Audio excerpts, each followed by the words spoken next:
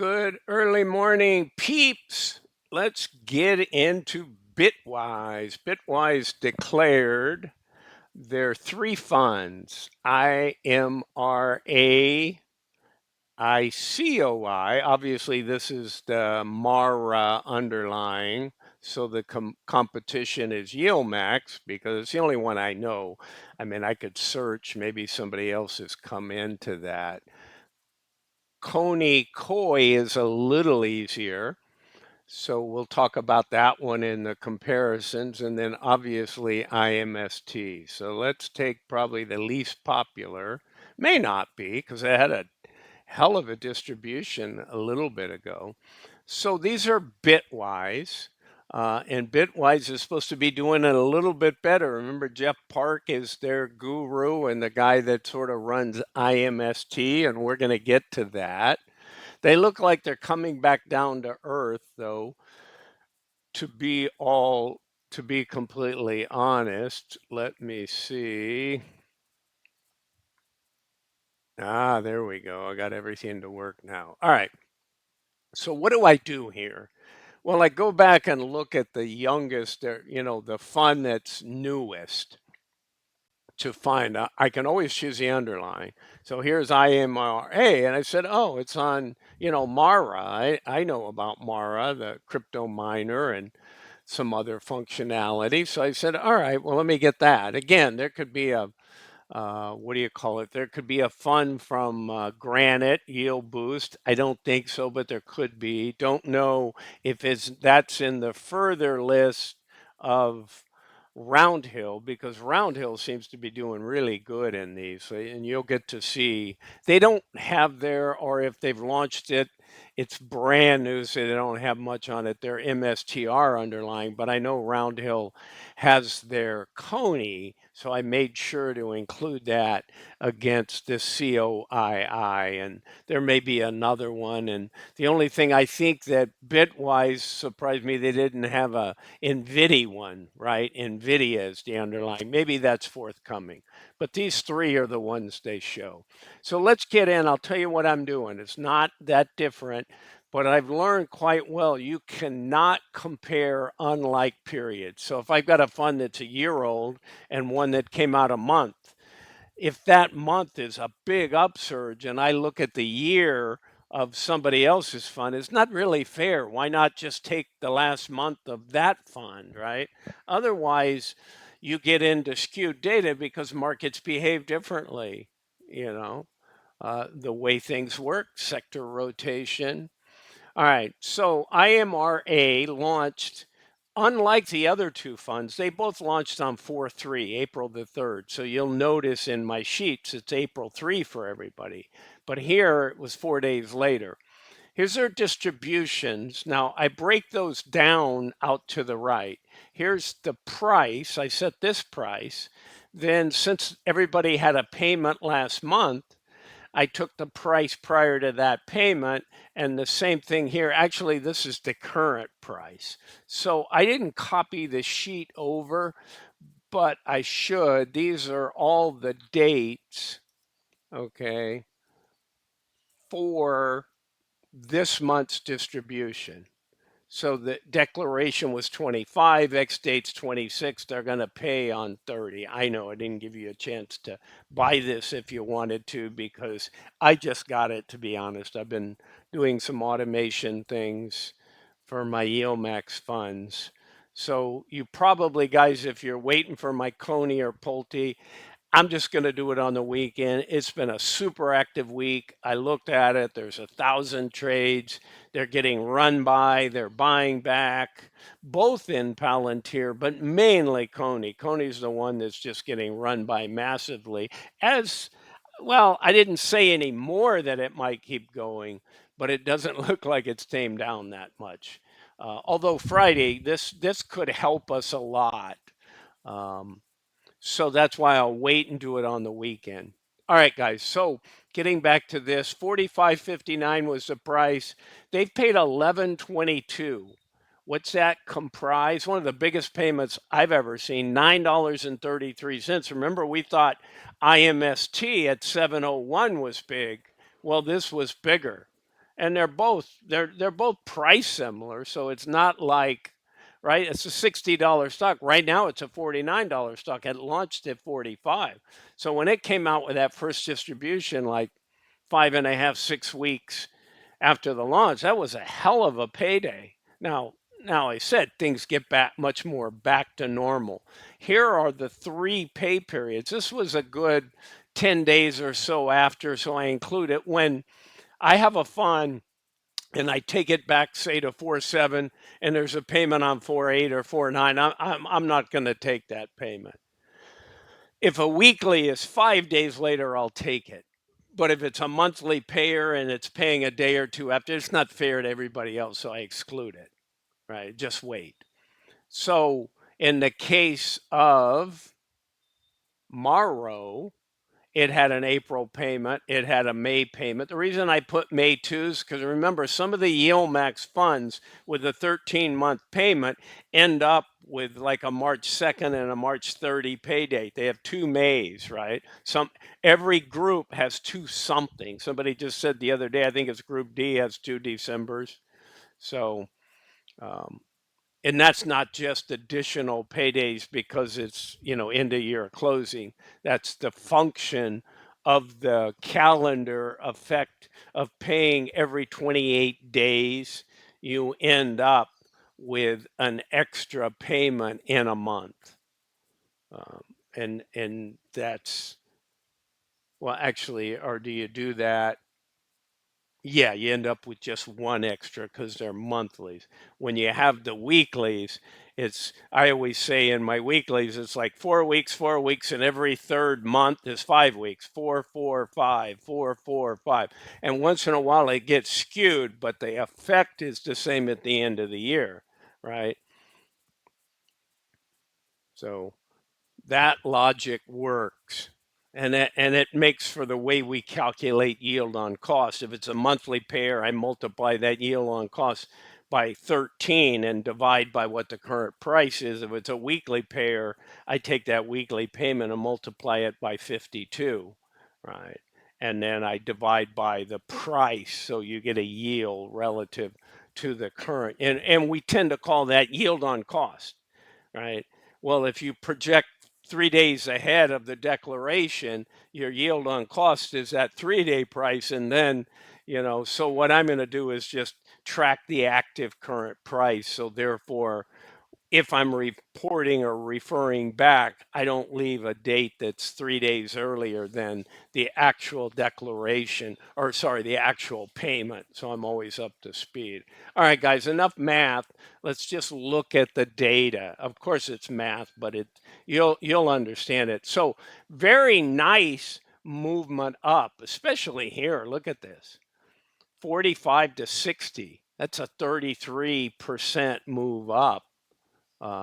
What's this one done? Well, over $5 on 20 would be a 25%, but it's done better than that. So that's a pretty good growth. And this one's even better. Look at Mara. Again, it goes back to the underlying, right?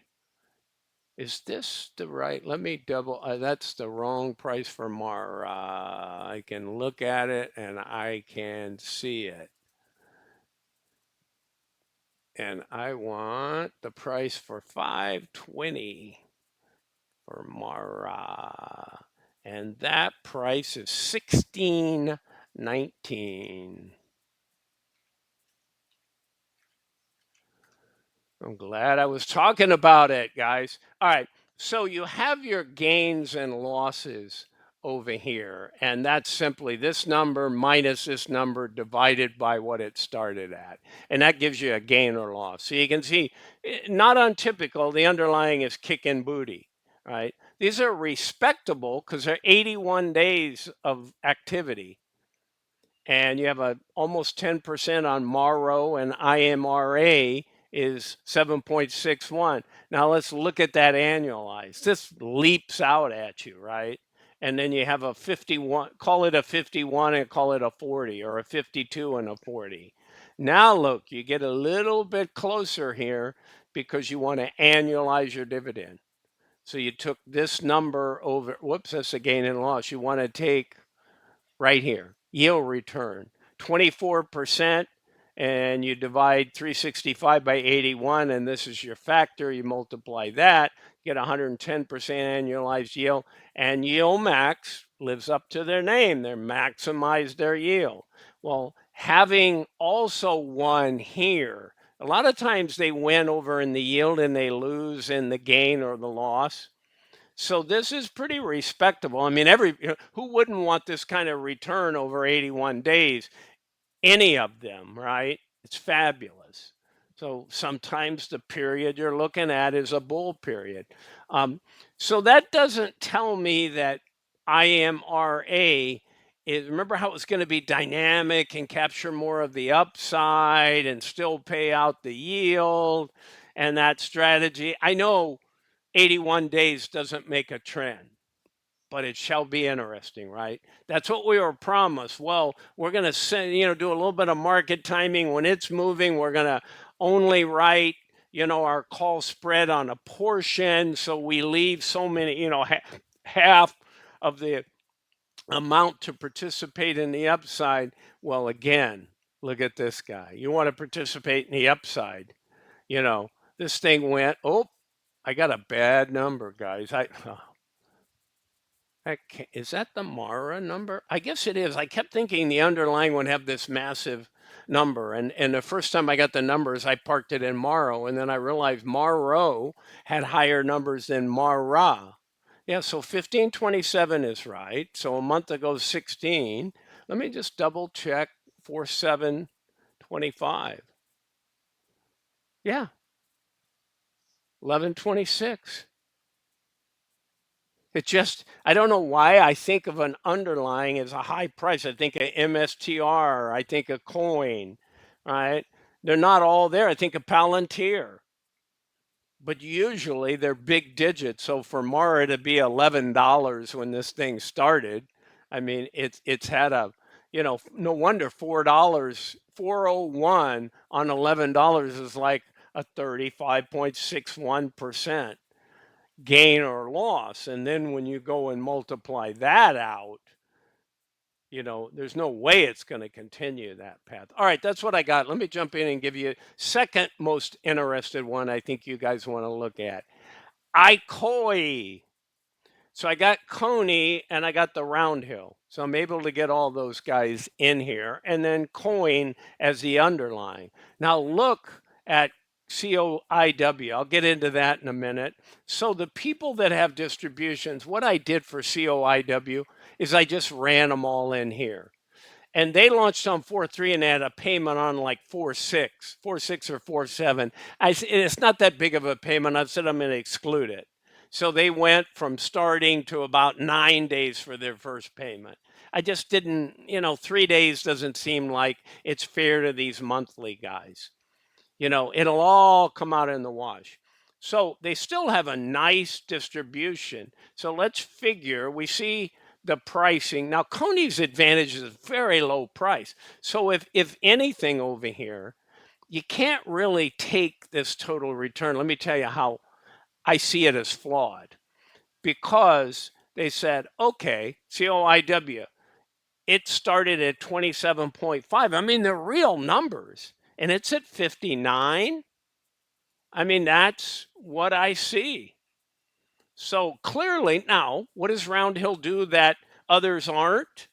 I don't know about ICOY, but CONY, they're using leverage. They're using, I think they even say sliding. I thought it was supposed to be 120 or 125, but maybe this is one of those, they can up it, buying more swaps to, 150. I really don't recall. Feel free to, add something in the comments. I go study them, then I put that in my brain. And then when I go back to it, I got 5 that I'm thinking about.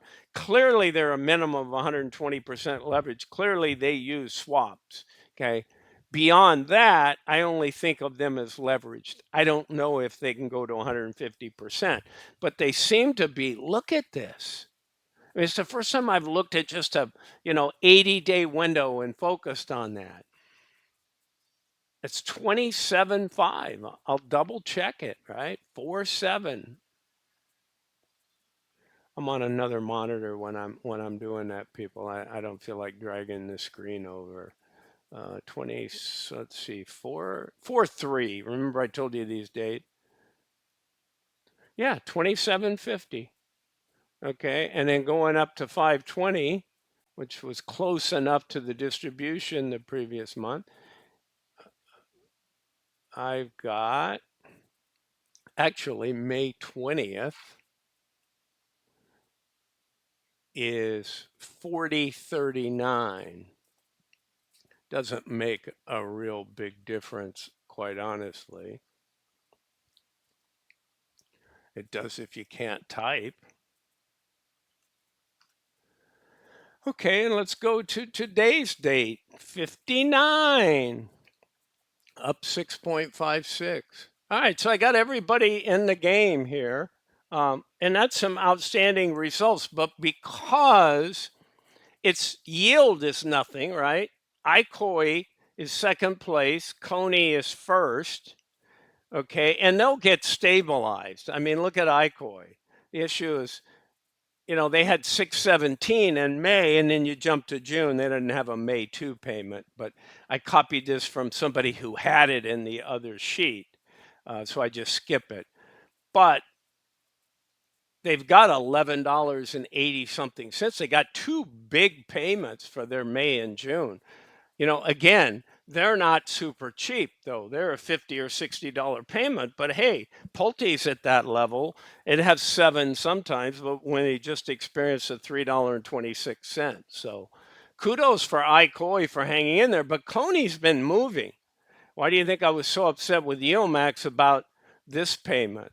This measly, when they earned obviously $1 or more, and they're paying us a pew. Oh, I don't even want to get into it. 53.40. All right. So what does that tell me where I need to be? I need to be over here at COY, or I need to be somewhere else, because look at this. They're projecting out. I mean, they have a 114%. Is that right? How can that be? F16 minus C16. Okay. So, yeah. Wow. I just, they've more than doubled. So that really is in 85 days, the underlying. It just, something seems wrong, guys. But I keep checking the data. I'm using Yahoo Finance. I guess I ought to pull up a stock chart somewhere on that. I had to look at it, look at it, look at it again. How many of you guys? I mean, we've seen Misty or Pulte do that, but that's pretty amazing. I just want to see a chart. And it hasn't been a split. Come on, give me the chart. Let's see, year to date. That'll cover it. Yeah.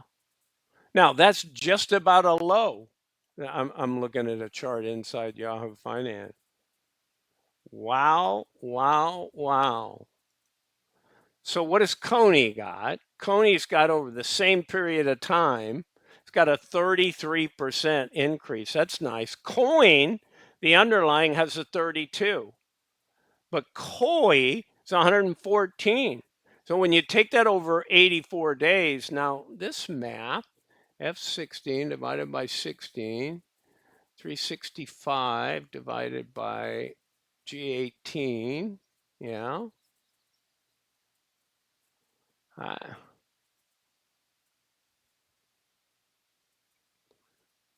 I don't know why it's so big, but I guess that's the logic. I would be thinking that it would be 500 and something, not 2,500. But any way you look at it, guys, it's going to put an outsized number over here. So end of the day, all of these are just fabulous. The underlying, here's this one didn't quite beat it. ICOY didn't quite beat the underlying. This beat the underlying, and because of this, beat the underlying.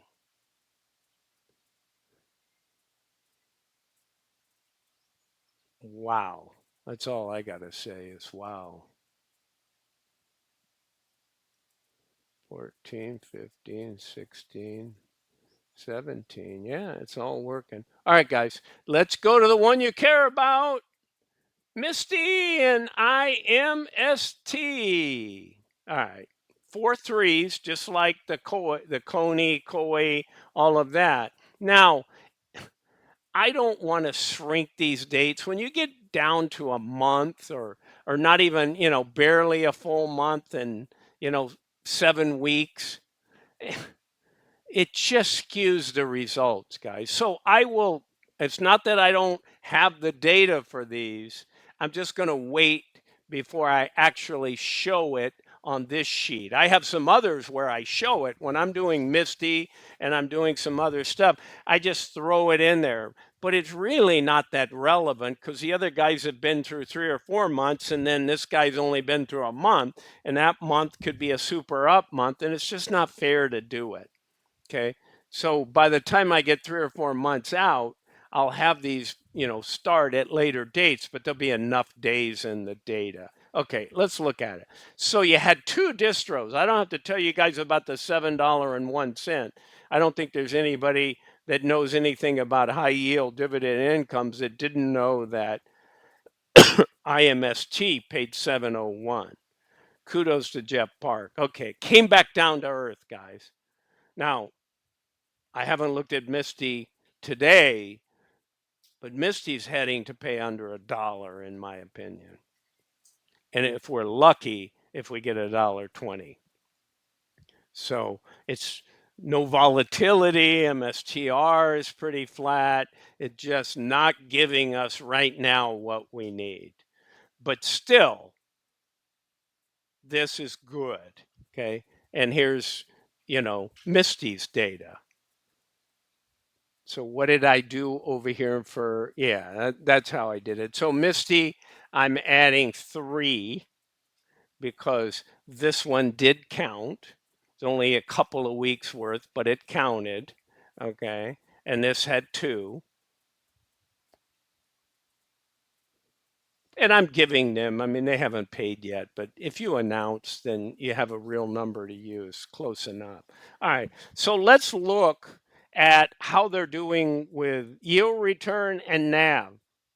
I mean, MSTR, again, over this is 85 days, and only the MARO one is the one that has 81 days, peoples, but close enough. So you got a 70% NAV gain, right? I'd make them red if they're a loss.